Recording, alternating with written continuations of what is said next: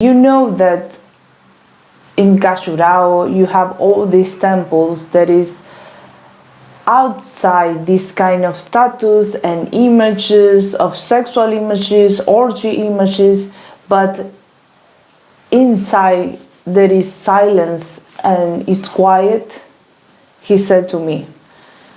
I was intrigued.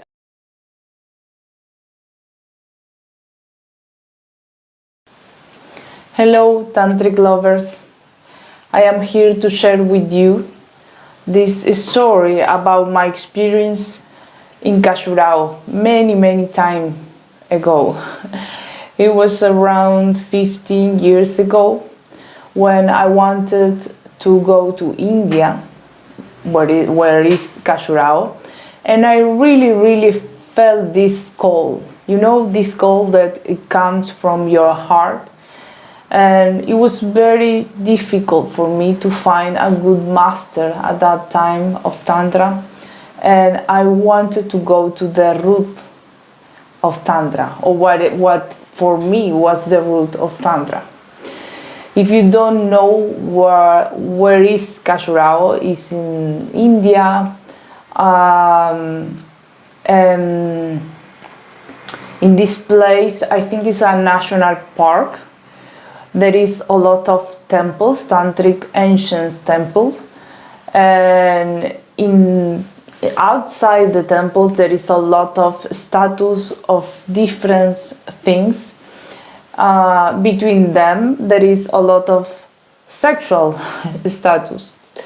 So I was very intrigued, and I really wanted to find like the origins of Tantra and the root of Tantra, and I said to my uncle that I wanted to go.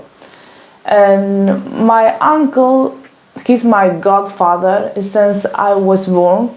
He always was in advance with this kind of knowledge.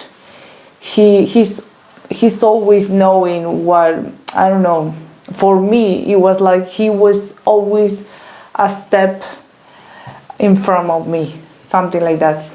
And he said something to me before I went, and he said, you know that in Khajuraho you have all these temples that is outside this kind of status and images of sexual images, orgy images, but inside there is silence and it's quiet, he said to me.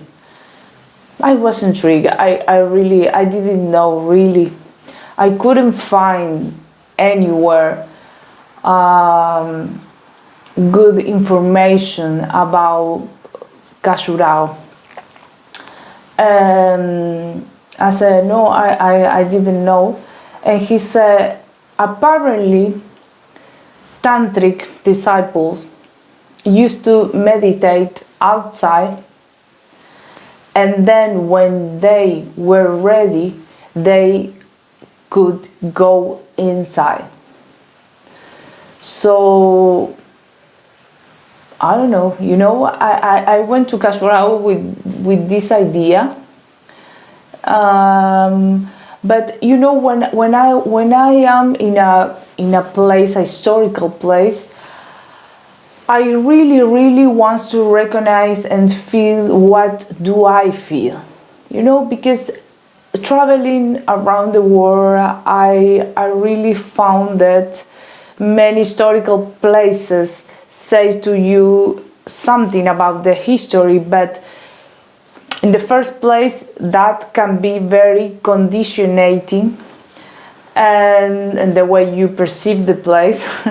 And in the second point is that I found that many of these kind of places has erroneous, wrong information about the truth about the place.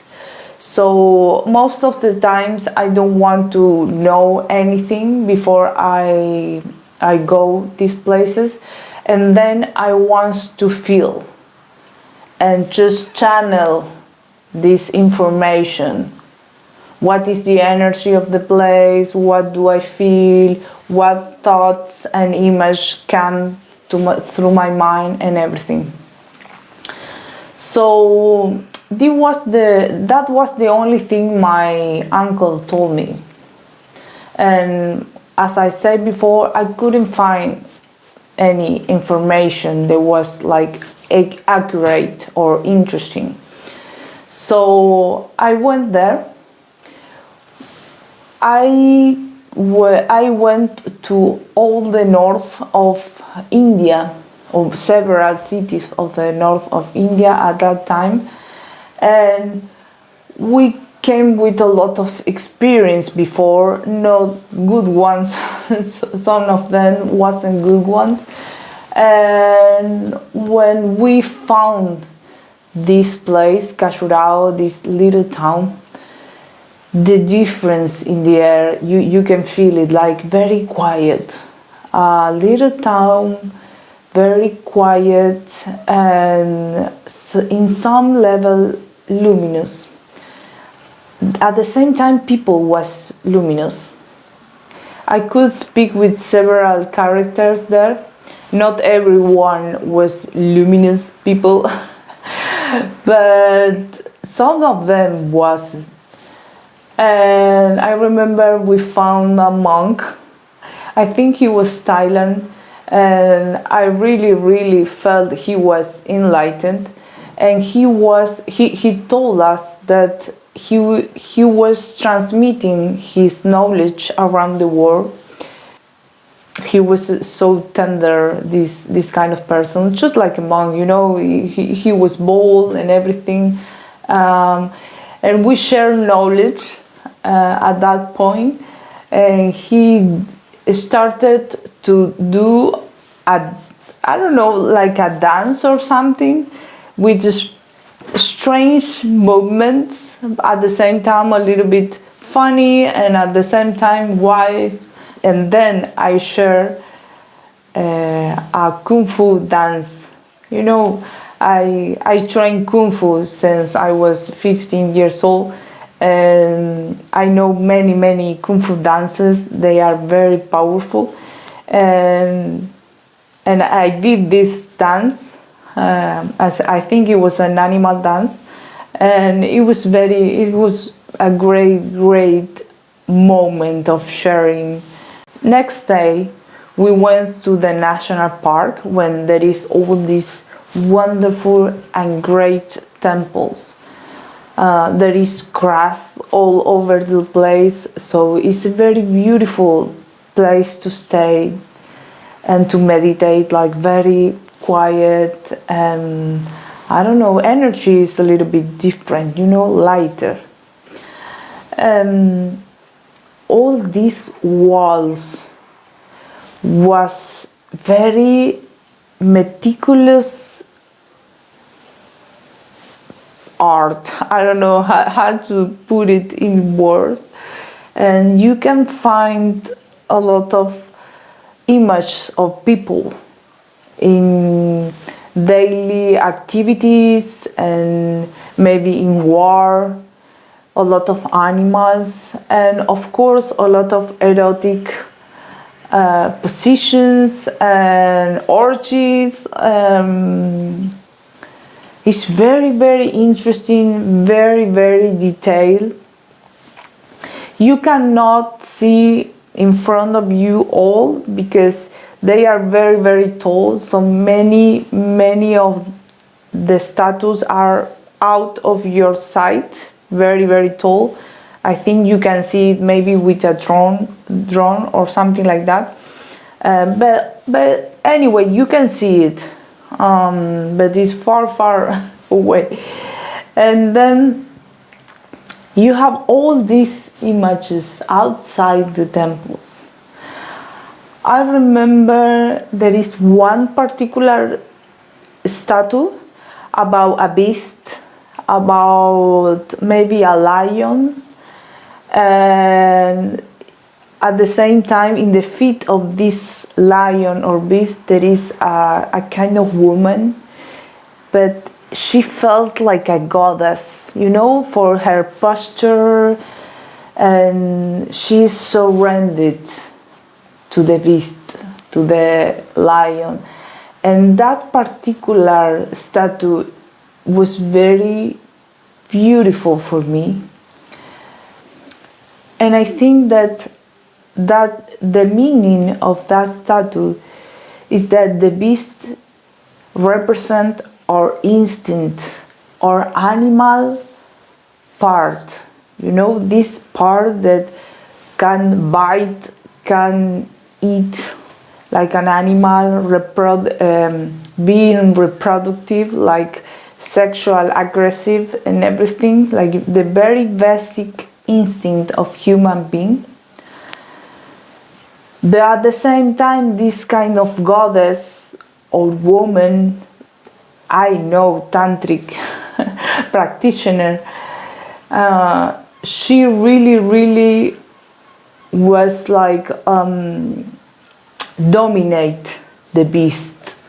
I don't know if the word is dominate, it's more like she accept the beast. Not in the way that, okay, we can do everything we want, you know, not from the mind. It is, you can see her. It's through her body she can accept and integrate the animal inside her, the beast, with all her instinct, but at the same time she does something very beautiful and spiritual with that. And it's so beautiful. At the same time, was so beautiful because at that time I couldn't control my own beast, but I really wanted to. I really desired to, and I was doing it, you know, trying, having the intent, practicing, but this statue is the symbol of and representation of someone that really did it with pleasure, with acceptance, with joy, with plenty completion about herself. This was at the same time outside the temple too, this statue of the woman and the beast. And then you enter to the temple and you started to see different kind of statues. There is not statues about sexual intercourse or war or daily things. What I recall is that you can see the guru and then dakinis, that is something like goddesses or tantric practitioners, but in other levels, another level. Like you can see this. They were doing makeup themselves, and maybe they were dancing in the position of dancing and playing an instrument. So much beautiful, so much beautiful. And when you keep walking, you can feel something is changed. Some silence, images are not quite a lot, they are just a few. And then when you enter in the most deep, profound cave, you can find in some temples darkness and nothing at all. And some others you can find the Shiva Lingam. If you don't know what Shiva Lingam is this symbol. You know, it represents the phallus and it represents the yoni. See, lingam and the yoni is the sexual union that represents the whole, the integration of duality. in the mind, in yourself, etc. And I realized my uncle was right. Maybe he read Osho, because then I found this knowledge about Khajuraho from Osho. So maybe he read Osho, I don't know. And it was so powerful, the experience, so simple at the same time.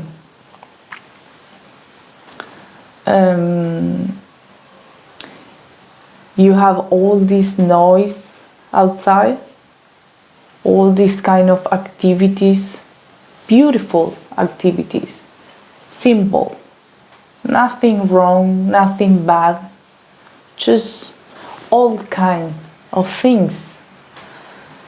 And then you enter to the first, I don't know how to say this, room, and you see different kind of status. You can feel the energy change, like quiet, like subtle, and then in a very deep place, in a most deep room, there is just nothing. Maybe darkness, maybe union, maybe nothing.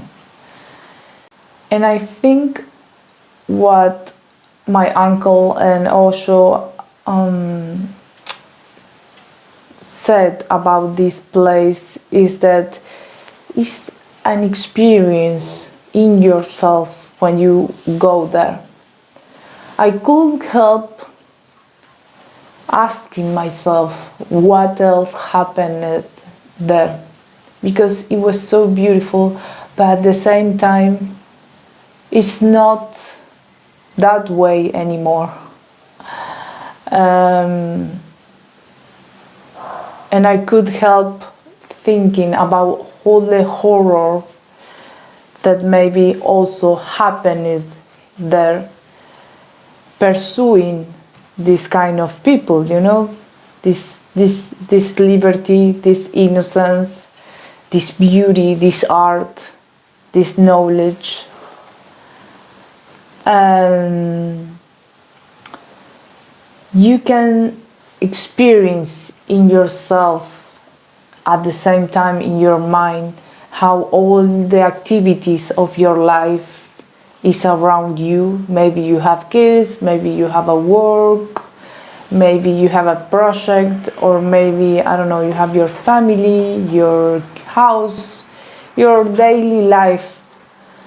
And at the same time, when you become a practitioner of meditation, different kind of meditations, you enter like in another dimension, right? And these two dimensions are together at the same time. They live together. And when you go deeper and deeper and deeper in yourself, you can find just nothing. But not nothing like it's a lack of, you know. It's a nothing, it's a emptiness. It's how Buddhism call it sunyata. It's this emptiness where everything is there. You are just fusion yourself, your mind, your body with everything surround you. It isn't really so difficult to enter when you are in peace with your life, when you accept the difficulty and the difficult feelings, and when you accept yourself and whatever is happening you can, I'm sure many of you can feel this state of nothing, of emptiness, and at the same time you are connected with everything. And I think this is what Khajuraho is telling us, is remember, go deeper, go at the center of yourself. So I think it's a beautiful art, but at the same time it's tantric experience. So I hope you enjoyed this moment as much as me. I hope I could make me understand. And have a wonderful, wonderful day. Namaste. Namaste means the master that is in me. Say hello to the master that is in you. Namaste.